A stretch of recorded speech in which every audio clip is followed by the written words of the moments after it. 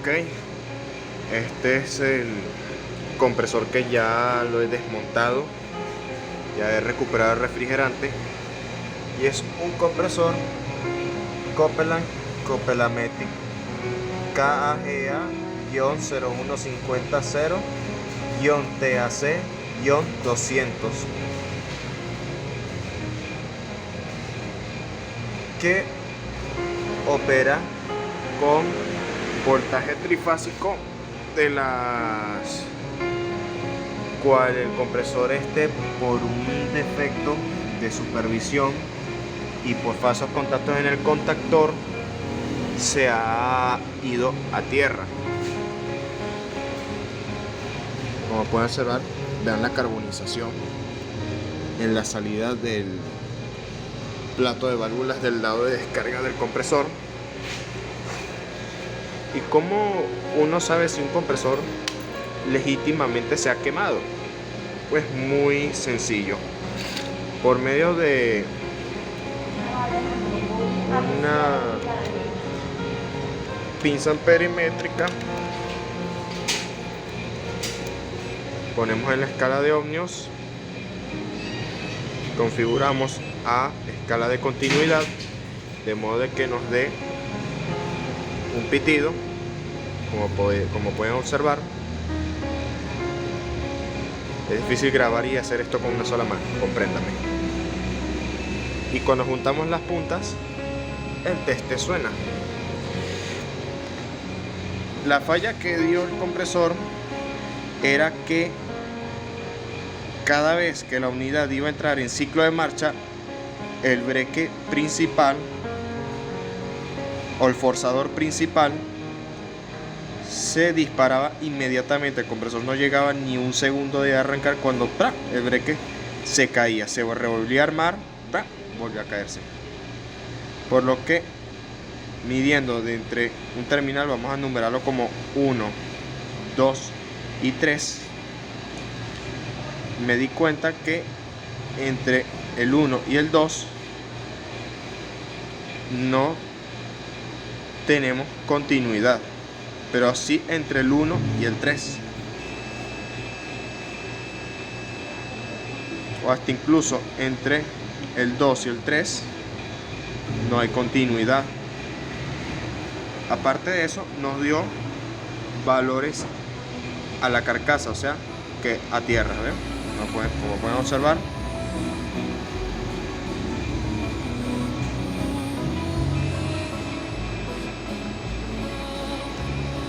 eso nos indica a nosotros que el compresor está derivado o en cortocircuito.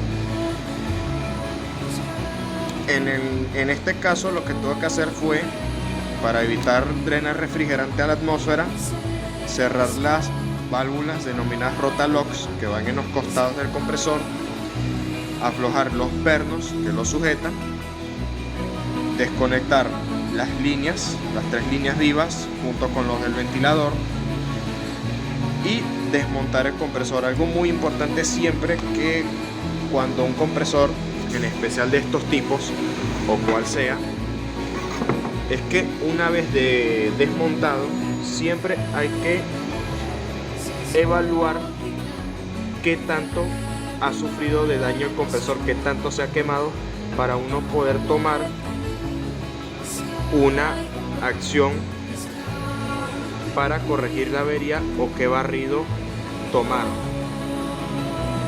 Siempre es recomendable, porque hay situaciones en que técnicos confunden esta clase de averías con afiliación eléctrica única y exclusivamente, sin tener en cuenta que hay otros factores que pueden llegar a dañar el compresor, ya sea sobrecargas, ya sea bajas de tensión o desequilibrios de voltaje.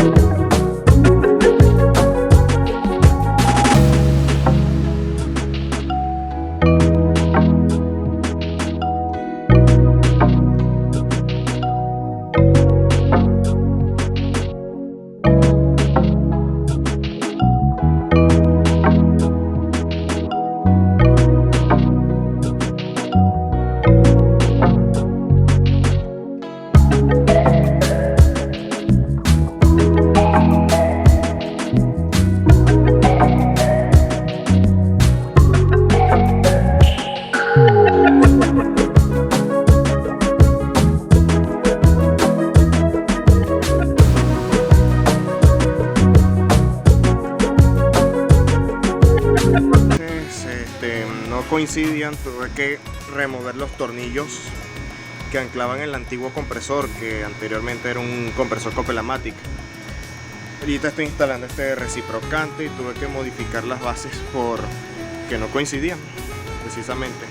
Sigamos. Bueno, ahorita lo que voy a hacer a continuación es reemplazarlo el contactor trifásico que alimentaba el antiguo compresor. El antiguo compresor era trifásico y como consecuencia de un fallo aquí en la brequera ocasionó que el bobinado del compresor simple y llanamente se quemara, por lo que darle seguridad y prolongar la vida útil al compresor voy a reemplazar el contactor trifásico y voy a armar un sistema de protección por medio de un protector de corriente que domine el contactor, protegiendo así el compresor de ante subida y bajada de corriente con un relé potencial. Continuamos. Después de desconectar las líneas, lo que voy a hacer a continuación es retirar estas 3 líneas que eran los que alimentaban las bobinas del compresor, desde el contactor hasta las borneras del compresor. ¿Y para qué voy a retirar yo estos cables? Pues simple, para hacerle el pase nuevo a las líneas que vienen íntegras del compresor, de la bornera que viene integradas al compresor, para pasarla a través del latiguillo, para que las líneas estén recubiertas de cualquier objeto que pueda dañarlas.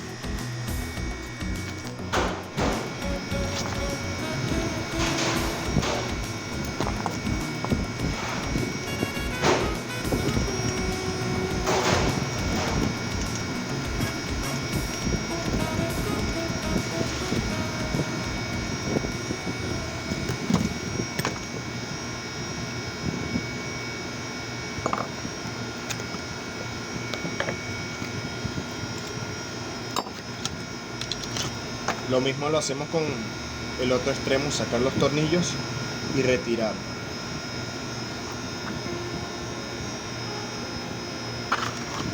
Centramos bien.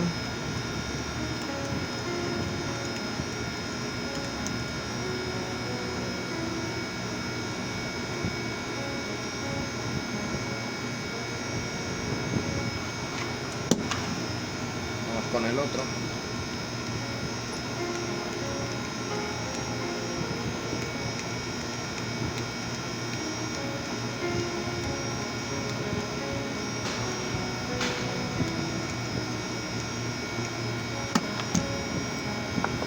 Sacamos.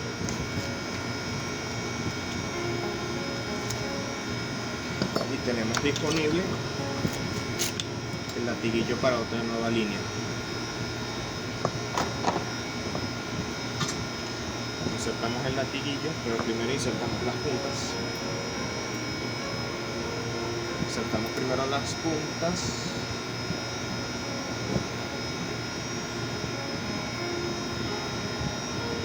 Metemos el latiguillo.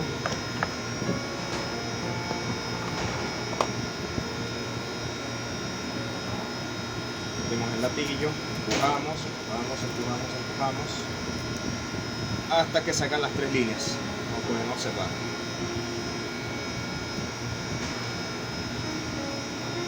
Agarramos las mismas piezas, reinsertamos y atornillamos.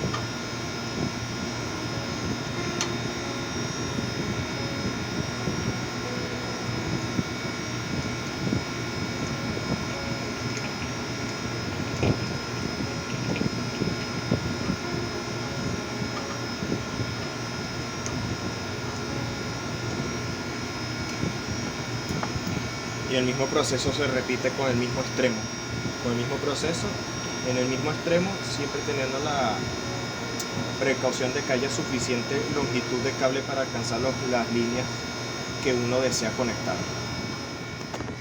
Ok, como pueden observar, aquí ya tengo el contactor antiguo ya extraído. Aquí está el nuevo que voy a poner en reemplazo de él. Y quería explicarles esto porque es importante siempre reemplazar el contactor de un sistema, ya sea monofásico o trifásico.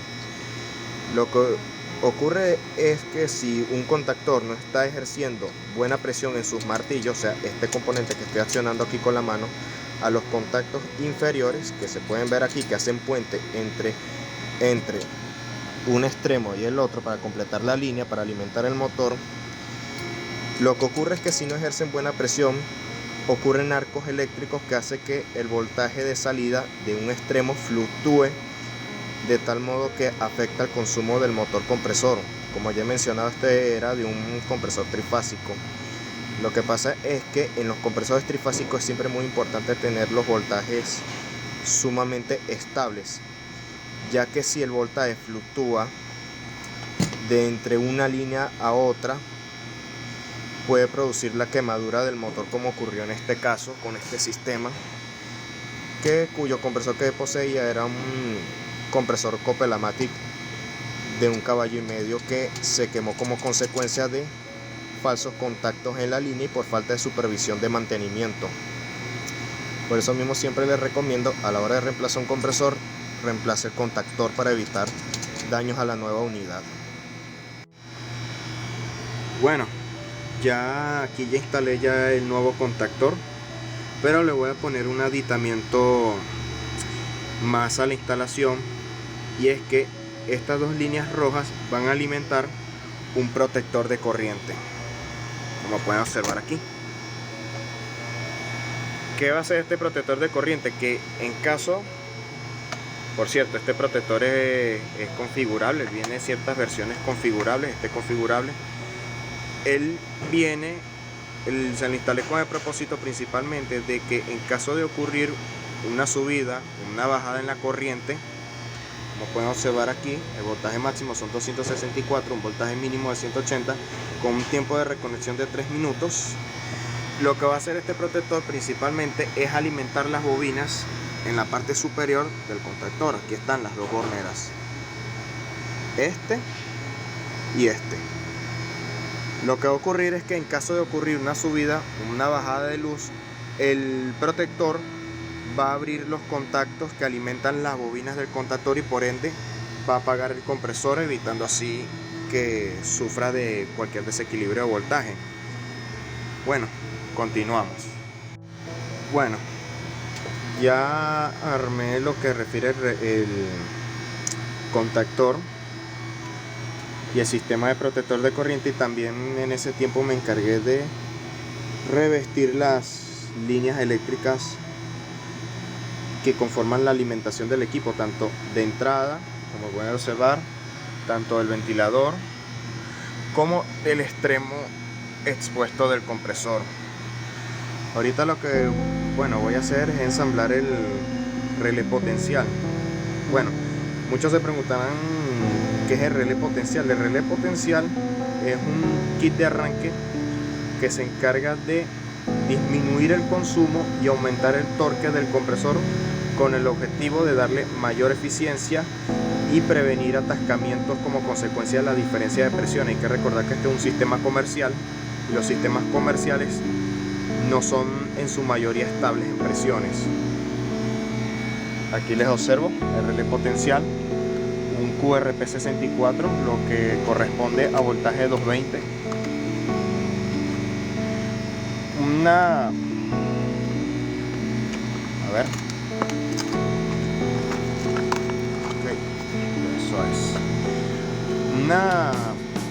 peculiaridad de ellos es que estos relés potenciales vienen con un voltaje mínimo de 245 y un máximo de 275, y con una caída máxima de 140 voltios, lo que corresponde aquí.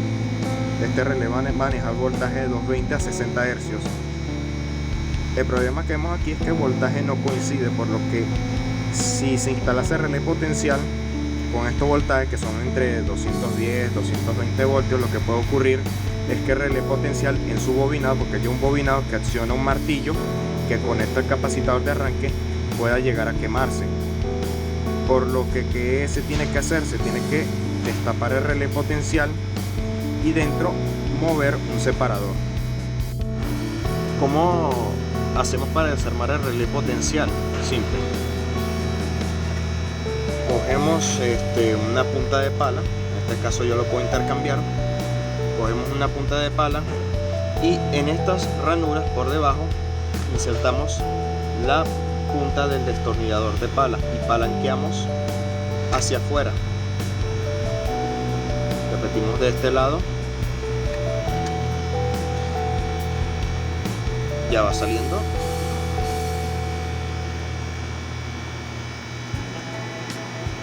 Ya va saliendo. Aquí. Un ligero esfuerzo. Y salió. ¿Cómo hacemos para graduar el relé potencial al voltaje que nosotros deseamos? ¿Cómo se conforma? Simple. A los 275 voltios, como pueden observar, este martillo, que a su vez acciona estos contactos de aquí que estoy señalando, estos contactos se encargan de conectar el capacitador. Entonces, ¿cómo hacemos para graduar nuestro relé potencial de 245 a 220 voltios?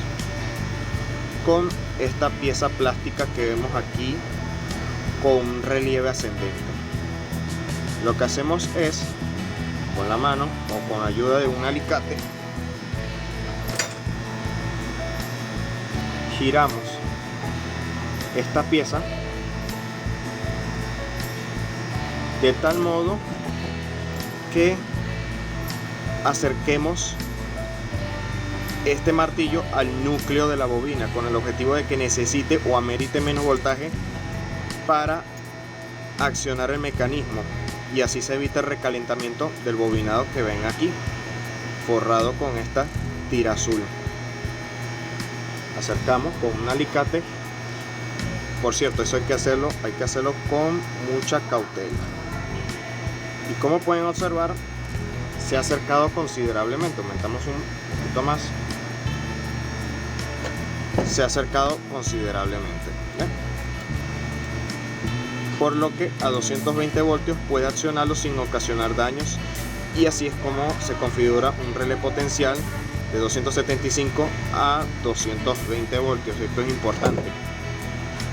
Si se instala relé potenciales en otros sitios, otras ubicaciones, ya sea en sitios donde se opere voltaje de 50 hercios, que ya el voltaje ya es 240, 230 voltios, se configura con menor descenso. Pero aquí en Sudamérica, más específicamente en Venezuela, se configura de este modo. Continuamos. ¿Cómo se conforma el sistema de arranque comercial o relé potencial? El sistema de relé potencial se conforma por el capacitador de marcha, que es del compresor, en este caso que es de 60 microfaradios, un capacitador de arranque que corresponde a, no sé si se logra ver bien, a 270 microfaradios, y por el mismísimo relé potencial. Ok, ¿cómo ellos van conectados? Bueno, les voy a explicar el modo en que yo lo conecto. El capacitador de marcha se instala en las patas 2 y 4. El 4 es opcional, puedo usar las mismas borneras del capacitador, pero yo por comodidad yo uso el 4. Y el capacitador de arranque va del 4 al número 1, y el 5 va al común del compresor, por lo que con ayuda de estos terminales, que se los recomiendo mucho, de muy buena calidad, creamos nuestro conexionado. Por lo que agarramos un cable, arreglo su extremo y pego. Doblamos la punta, insertamos y apretamos bien, teniendo cuidado de que sea largo el cable para no quedar cortos. Cortamos y repetimos el mismo proceso. Pelamos el cable, doblamos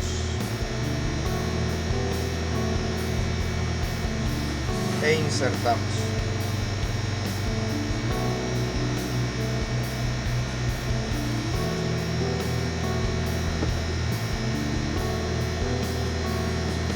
Apretamos, mismo proceso, pelamos,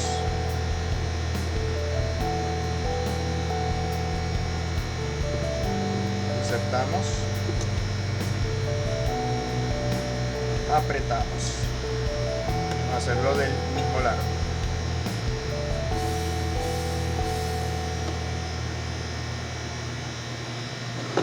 Pelamos, doblamos e insertamos. Estos cables son los puentes para los capacitadores. Agarramos el capacitador de arranque, conectamos los extremos de ambos cables fabricados y los insertamos aquí, uno en el 4 y el otro extremo en el 1. Esto corresponde al capacitador de arranque.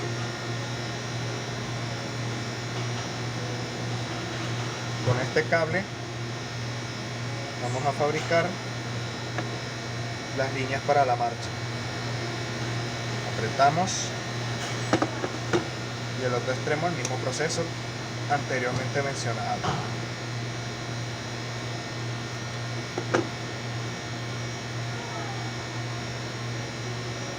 Pegamos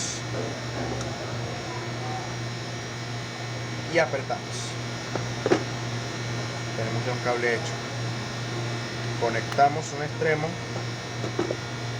al terminal correspondiente número 2.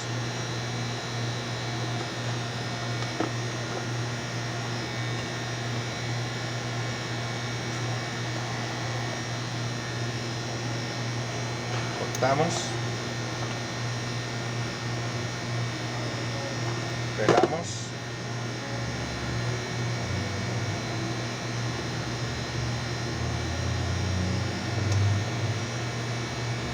y apretamos.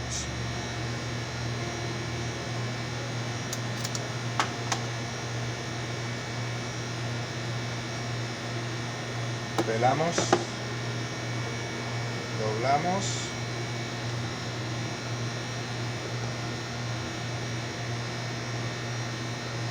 y apretamos.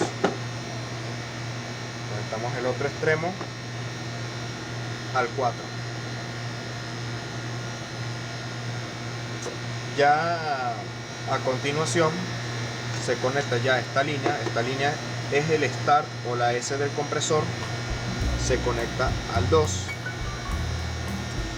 y este, el 5, no sé si se puede observar por la cámara, al común del compresor, formando así el kit de arranque de relé potencial.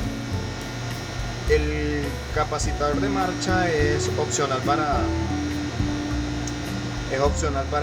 dependiendo del tipo de compresor que sea, si un compresor semisellado o un sellado. Si son semisellados de baja capacidad, el capacitador de marcha no es necesario dependiendo del voltaje y aplicación, pero ya que este es un sistema de 1,5 caballos, se trabaja con un capacitador de marcha de 60 microfaradios. Por lo tanto, así se conforma un relé potencial. Muy importante siempre es saber qué significan estos códigos. PR64, pueden conseguirlo QRP 64, 63 y 65. ¿Qué pasa? Que cada número 64, 63 y 65 corresponden a cierto voltaje. El 63 corresponde a 110, 64 a 220 para capacidades medias y 65 para capacidades mayores a 5 caballos, 6 caballos. Ya eso con sistemas ya mucho mayores, por lo que para este sistema idealmente es el 64, haciendo la graduación interna, muy importante. Continuamos. Ok, ya instalé relé potencial en su emplazamiento. Se me había olvidado comentarles que el número 4 va conectado a la marcha del compresor, que en este caso viene siendo el rojo correspondientemente, y ya activé el protector de corriente.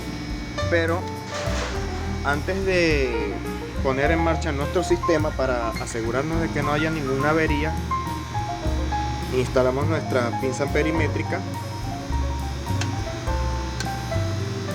y verificamos que el consumo sea correcto. O sea, el compresor tiene que consumir aproximadamente en vacío, en este caso este compresor, consumirme en vacío 4 amperios. Si el compresor no consume más, puede ser que se haya conectado algo mal, o el relé potencial en este caso no está activando, o haya una sobrecarga eléctrica. Por lo que agarramos, puyamos nuestro contactor. Vamos a hacer una primera arranque brevemente, y como pueden observar, no hubo ningún defecto. Puyamos, y como pueden ver, el consumo bajó a 3 amperios. Esto es una ventaja que da el relé potencial, que baja exponencialmente el consumo del compresor, por lo que se puede decir que el relé potencial está completamente óptimo. Continuamos. Una recomendación que siempre doy a la hora de instalar un compresor usado, como es en este caso, es siempre cambiar el aceite lubricante que trae el compresor. ¿Esto para qué? ¿Por qué? Porque hay ciertos casos que el aceite durante años y años y años de uso pierde sus propiedades de lubricación, o simple y llanamente, como es el caso típico de ver en splits o en compresores rotativos, que el aceite se mezcla con materiales incondensables, ya viene siendo humedad o agua, o bien que el equipo ha funcionado excesivo tiempo en condiciones penosas, o sea, que funcionando, mejor dicho, con alto consumo y con altas temperaturas de descarga, dañando el aceite. Por lo que ya este compresor ya yo le había extraído el aceite anteriormente. Por lo que si a la hora de adquirir un compresor usado el aceite sale de color marrón oscuro o con virutas, no es recomendable adquirirlo. Pero si en este caso, tal como a mí me pasó, el compresor sale con muestras de aceite claro, es recomendable instalarlo, porque ya eso nos indica que el compresor tiene un buen estado mecánico, por lo que a la hora de instalarse siempre se reemplaza el aceite con el objetivo de prolongarle la vida útil. En este caso voy a insertar aceite ISO 68, aceite 68, está el 63 y el 68, y estos aceites vienen de diferente densidad de acuerdo al desempeño que vaya a aplicar la unidad, vaya a aplicar el compresor. En este caso, este es un compresor que va a manejar refrigerante R22, aceite mineral, por lo que de acuerdo a las especificaciones no se recomienda usarse este tipo de aceites con refrigerantes que sean HFC, o sea R134A, como en este caso que nos recomienda aquí el fabricante.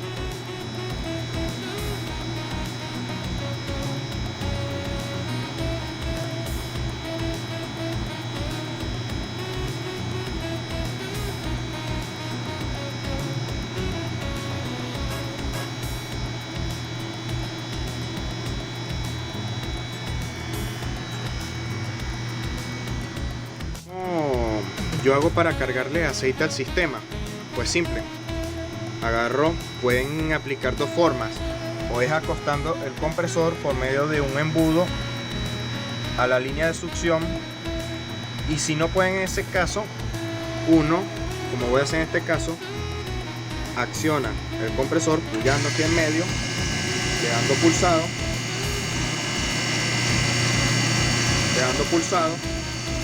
y por medio de la succión que nos da el compresor, insertamos aceite muy pero que despacio.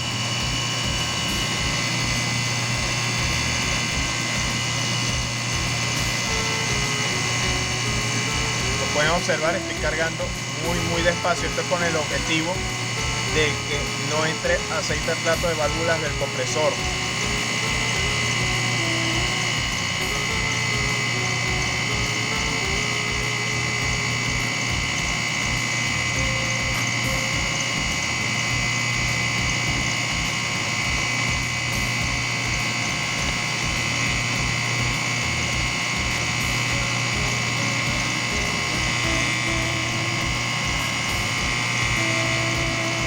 Despacio, manteniendo el ritmo siempre.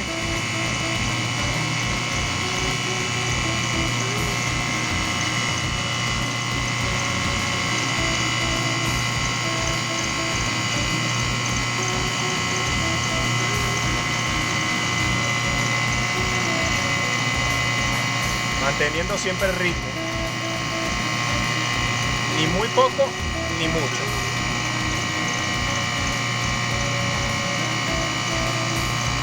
Hasta el tope y ya ha entrado la totalidad del aceite.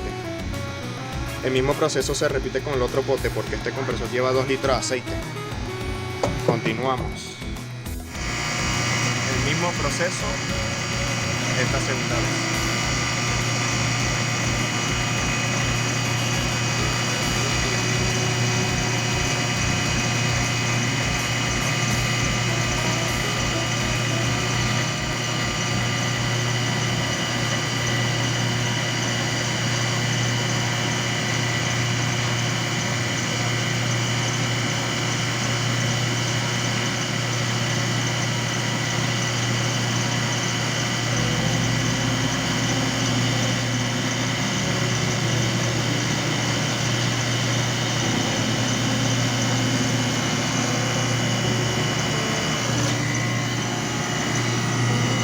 Finalizado. Como pueden observar, nada de aceite. Ok, una vez ya cargado el aceite dentro del compresor, ya fijo de una vez, lo que vamos a proceder a hacer es la soldadura del compresor, o sea, la línea de descarga con la entrada de la unidad condensadora y la línea de succión con la aspiración del compresor. Muy importante siempre a la hora de uno hacer lo que se define como las expansiones de las tuberías, para poder encajar un extremo con el otro de modo de que haya una unión resistente, es siempre agarrar y expandir la tubería que vaya en sentido del flujo del gas, o sea que sale el refrigerante, en vez de ser expandida esta tubería, la que va a ser expandida es la continua a esta, donde ella va a ir encajada, con el objetivo de que haya menos caída de presión u obstrucciones por disminución de diámetros en la tubería, a modo de mejorar la eficiencia. Por lo que yo, por ayuda de uno de los extremos de mi rebordeador, inserto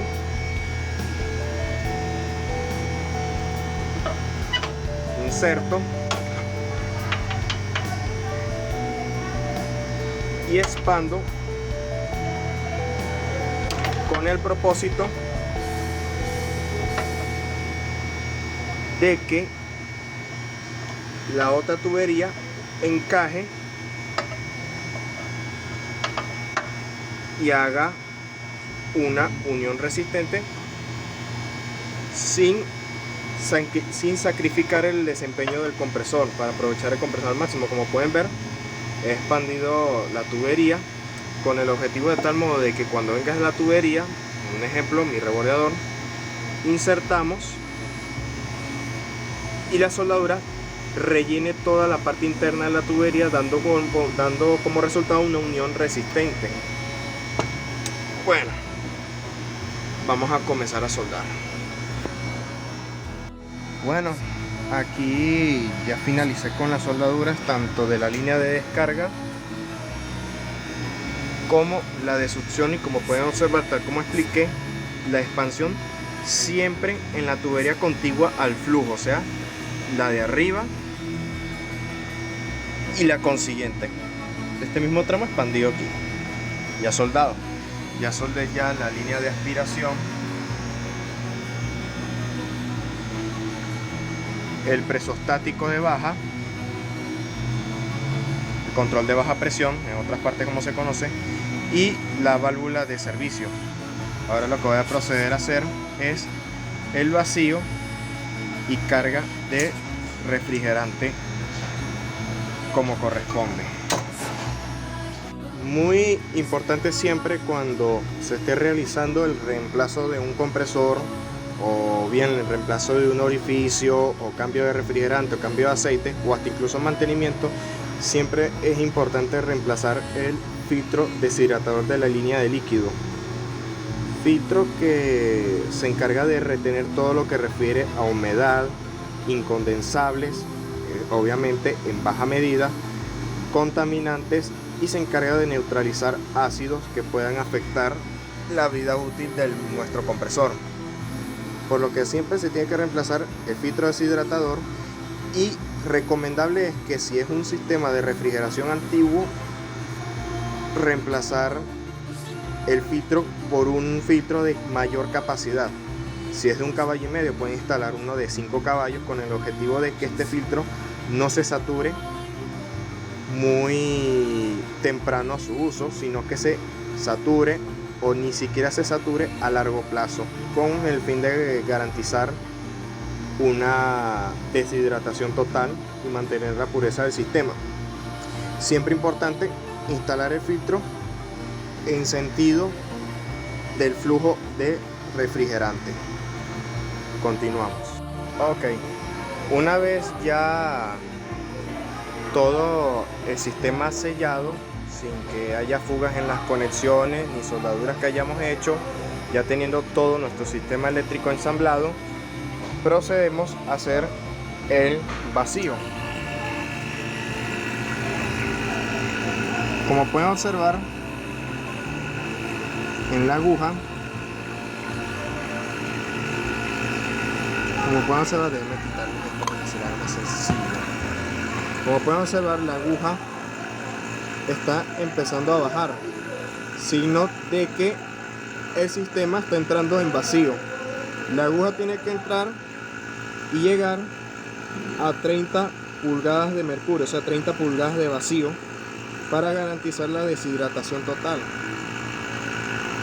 Este proceso puede llegar a durar entre de 25 a 45 minutos, y en ese tiempo uno puede aprovechar e inspeccionar el cableado u otras partes del circuito que no hayamos revisado, que pueda tener relación con la avería que hubo en el compresor anterior. Y una vez que se alcance el nivel de vacío necesario, como podrán ver ya se va a acercar a 30, podremos realizar la carga de refrigerante. Bueno, como pueden observar aquí, ya el vacío ya llega a 30 pulgadas de vacío, 30 pulgadas de mercurio, por lo que procedemos a cerrar el manifold de baja, a detener la bomba de vacío, sacar la manguera o latiguillo y cogemos nuestra bombona de refrigerante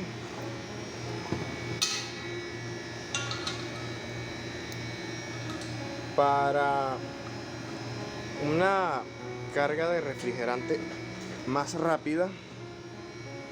Pueden cargar por líquido, claro está, siempre muy importante a compresor parado, ya que si el refrigerante líquido entra al plato de válvulas puede romperlo, siempre a compresor apagado.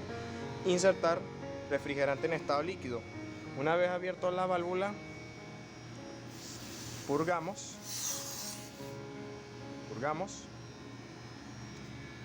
y abrimos. Ya el refrigerante está entrando, como pueden ver, el tubo de retorno se está escarchando.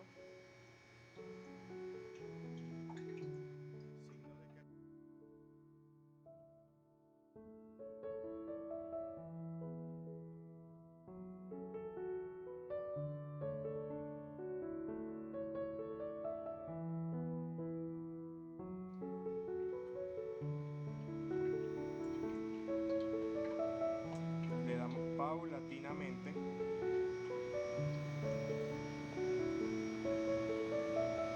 hasta que las presiones entre cilindro y bombona emparejen.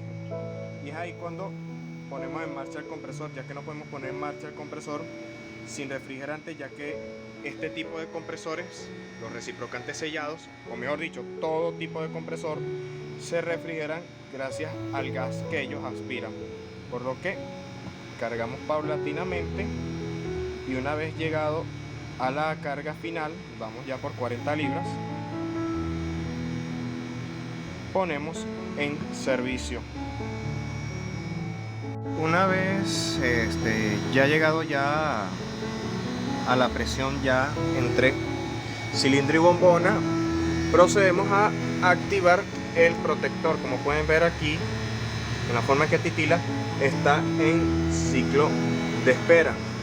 En ese momento podemos tener activada nuestra pinza perimétrica y certificarnos de que no hayan pérdida de refrigerante en nuestras soldaduras, y siempre ir cargando paulatinamente, ya que hay que ir estudiando cómo se va a ir comportando el compresor a medida que vaya cargando, porque hay que recordar en todo momento que este es un compresor usado. Si es un compresor nuevo, igualmente no le quiten los ojos de encima, porque a veces sucede que los niños a veces mueren al nacer. Ya está en ciclo de espera, por lo que esperaremos hasta que el compresor arranque.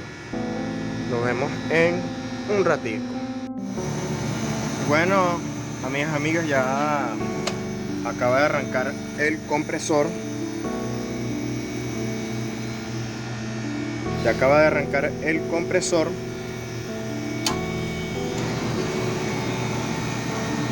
Sin ningún tipo de problemas. Como pueden observar, el consumo está en 6, va descendiendo y ahorita acabo de parar por control. Nota importante que se me había olvidado pasarles es que cuando se trabaja con sistemas de presostáticos, siempre hay que accionar de forma manual el presostático debido a que la presión de refrigerante está muy baja. El control de baja presión va a apagar el compresor debido a que todavía hace falta carga de refrigerante, por lo que una vez que ya lleguemos a una presión aproximadamente de 20 a 25 psi, se puede dejar el contactor única y exclusivamente con...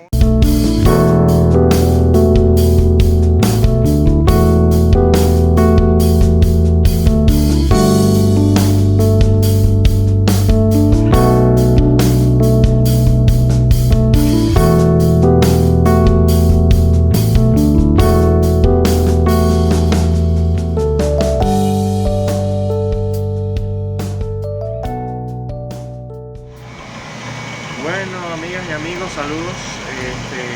Hoy es el segundo día de haber puesto operativo esta cámara frigorífica.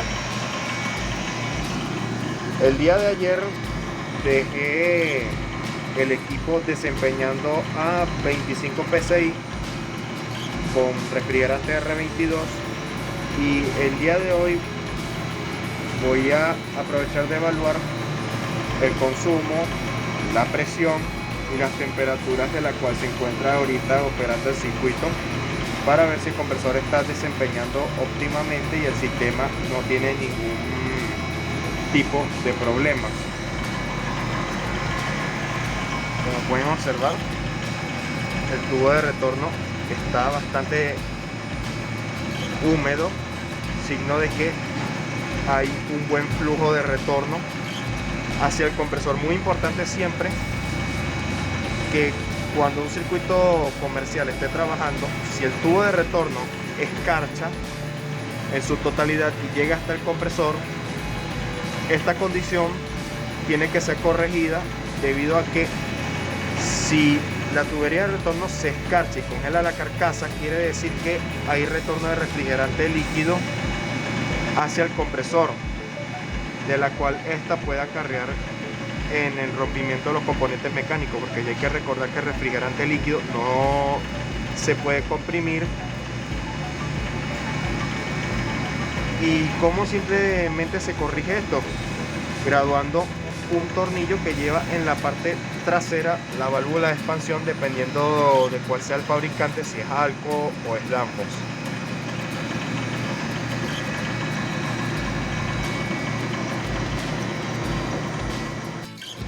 Bueno, amigas y amigos, esta es la cámara correspondiente al compresor que he reemplazado y vamos a observar el rendimiento. Entramos.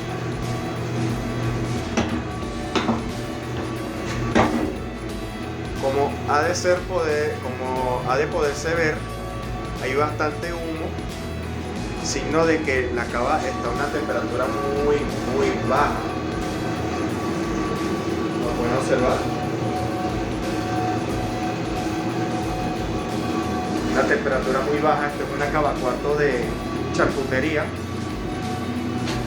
Y aquí le echamos un vistazo a las líneas de entrada al difusor.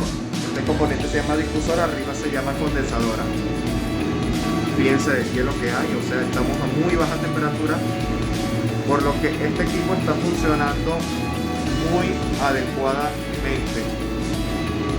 No hay signos de escarchado hacia la válvula, hacia el compresor, cosa que indica que la graduación que tiene el difusor es correcta. Ahora, otro de los parámetros a seguir para verificar el buen funcionamiento es medir el consumo y medir la presión de la línea de baja.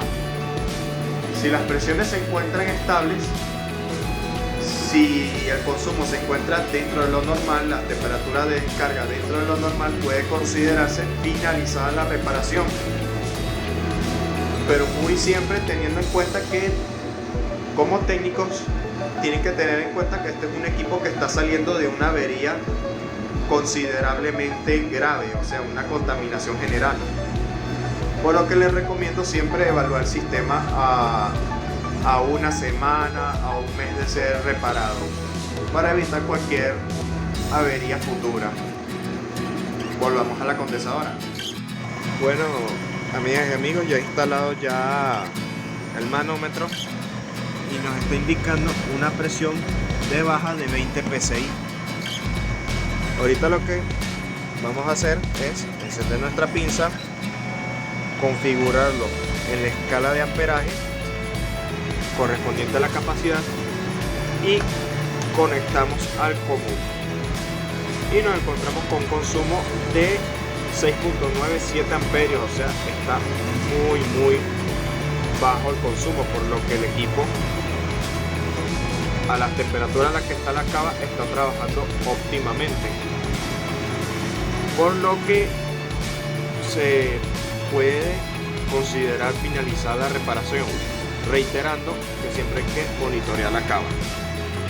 Una cosa que siempre les recomiendo a la hora de poner a funcionar un equipo, o bien evaluar su funcionamiento es siempre ver el entorno en que la unidad está instalada.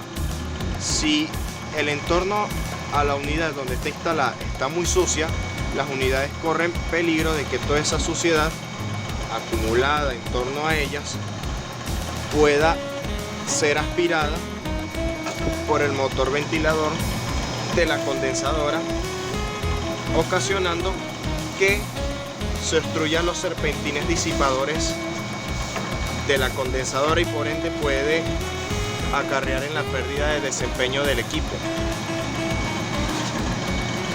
Lo que estoy haciendo es limpiar la zona. Allá no ven. Bueno, ya finalicé con la limpieza.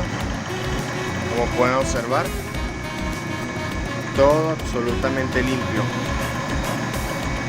Bueno, amigas y amigos, así es como se repara una cámara de congelación. Esta desempeña a refrigerante R22 220 voltios.